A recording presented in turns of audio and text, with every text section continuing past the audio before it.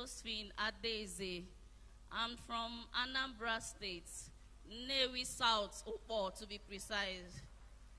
Zion, I hear you. Okay, my testimony goes like this. December 2021, I've actually been seeking admission, both here in Nigeria and outside the country. So I've gone to write so many exams. On my way coming back, I was called that the admission was given to me because I trained as a nurse. I was actually looking for a normal way to enter nursing school.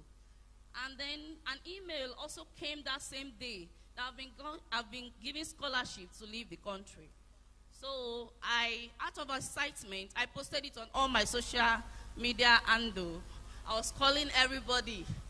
So within 2 weeks of doing this, I fell ill. I was actually preparing to leave, then I fell ill. So from there, they rushed me to the hospital. Since they rushed me to the hospital January 4th, from January 4th, 2022, I've been going to different hospitals. At a point, they would tell me there is fluid in my lungs. I was on oxygen 24 hours. In a day, I can be transfused more than 5 times. The more they are putting blood is drying up. At the time, they said there is holes in my heart, that we should go for heart transplant. So we traveled to an heart center in Anambra State. Then after that very day, after transfusing blood, I was confirmed dead, according to. So I was wheeled to the mortuary. I was in the mortuary there, but one thing is, all this time I was sick, I never left my rosary. I'm always heading on to it. So the mortuary attendant, according to him, was going home. So he said he felt a movement. Then he locked the door and left. He came back again to come and check what the movement was. Then I moved again, according to him, because they couldn't embalm me that very day because there was a lot of people they brought in. So when he looked again, I moved. Then he shouted and called people. They wheeled me back to the hospital. Then from there, I resuscitated. Then from that same time, I was still very sick. They were still carrying me around. Then January this year, my sister-in-law, after our grandparents' burial, she said, okay, we should come for prayer at Zion ground. Normally, me, I know they go anyhow, please. If it's not Catholic, I am not going. So she said there is a kind of Catholic setting and all that. I said, okay. I came here on Tuesday. I was sitting at where the sick people were. Couldn't walk. I couldn't do anything. I can't eat. Everything was being done. How in fact did they bath me? So when I sat down there, Brother Ebuka came. A man, he was prophesying to the man. I stood up. He stopped. Then he stared at me for like a minute. He turned and left. Then I told my sister,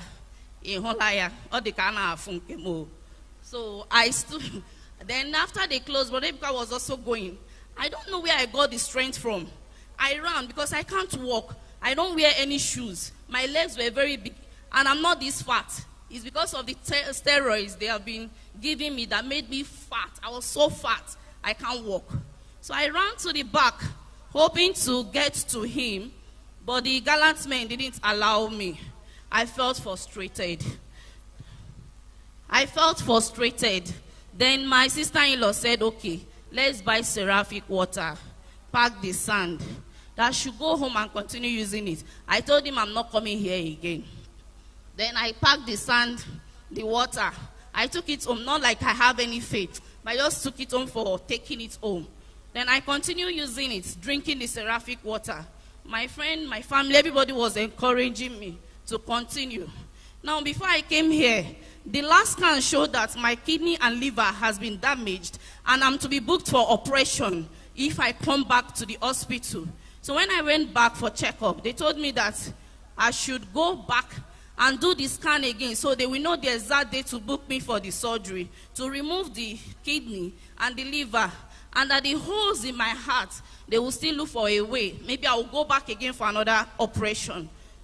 I told them no problem. Because I'm a medical practitioner and I can't argue because that will be like, it will look somehow. Then I left. I continued with the seraphic water and the seraphic sand. praying. On Sunday, I was booked for checkup. I didn't go. I was scared.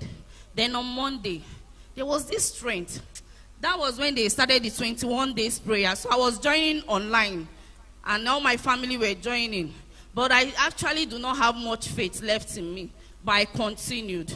So on the 15th day of that prayer, 21 days prayer, I wake up in the morning, I found that my legs, that was very swollen, I couldn't lift by myself, was down.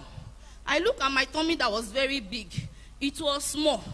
I look at myself, I stood up, and my sister staying with me was like, auntie, get water.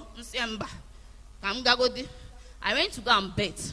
I walked to the junction. On a normal day, I would have called my bike man to come pick me at home. But I walked myself from that place to the hospital, and which is like walking from here to the gate. When I got to the hospital, everybody was like, Ada, what are you doing here? Did you walk? I said, yes. He said, you walk. I beg and bring water. Abi will go need to pass fruit. I said, no, I am fine. We went in. My result came out. The doctor rushed to me. Ada, come. What is this? I said, what is it? I couldn't know what the results will be. But I don't want to tell anybody because I don't want to scare my family anymore. Then he said, okay, let's go and do scan. I said, oh, I don't get money. He said, come. Did I ask you for money? He went and he checked the monitor. Like after doing the scan, he turned the monitor to me. I was like, Ada, what is this? I said, this is kidney and liver. Now what are you seeing? He said, this is your kidney. This is your. I said, no, it is not mine. He said, this kidney I'm seeing here is like a brand new baby kidney. The holes in your heart have closed up. Ada, where did you go? I was like, I didn't go anywhere. And I stopped taking my drugs. A week before that day, I did not take any of my drugs because I was frustrated. At a point, I was thinking of suicide. I will go to my administrator. I will tell sister, I will say, sister, I don't want to offend God, but God is pushing me. I said, after this 21 days prayer, if I come here and I'm not healed, I will hold Brother Ebuka. And if I hold him, he will tell me the God is serving that cannot heal me. But behold, the kidney, the liver, the heart, everything was gone. And today, I am the one standing in the land of the living to testify me. And he made me whole again.